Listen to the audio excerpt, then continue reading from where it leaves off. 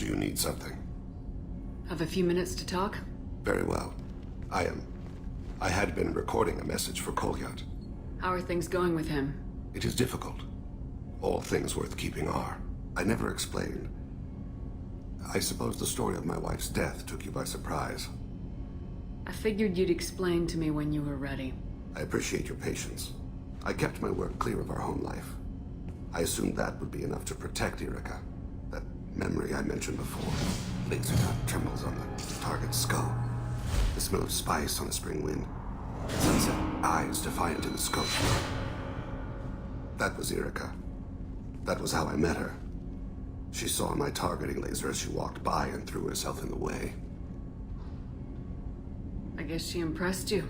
She woke me up. Her body trembles. Not fear. Indignation. Her mouth moves. How dare you?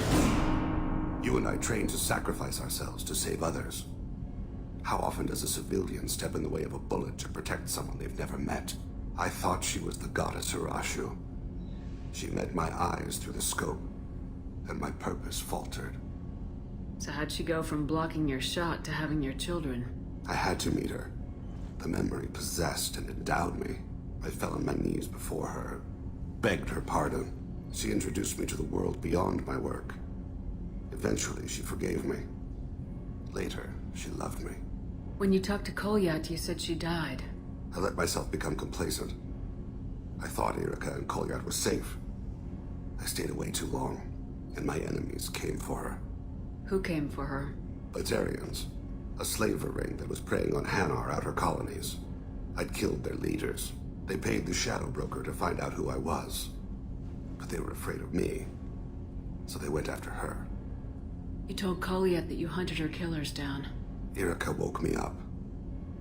When she passed, I returned to my battle sleep. My body hunted her killers, murdered them.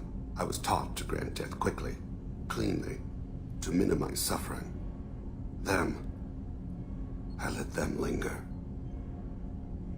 You were operating on instinct. By your own rules, you can't blame yourself. But I made the choice to hunt them. They're the only lives I've ever taken of my own choice. The only deaths on my own conscience. I haven't spoken about my wife, and I don't think I ever have. I didn't have anyone left to tell it to. You're talking to your son again. That's huge.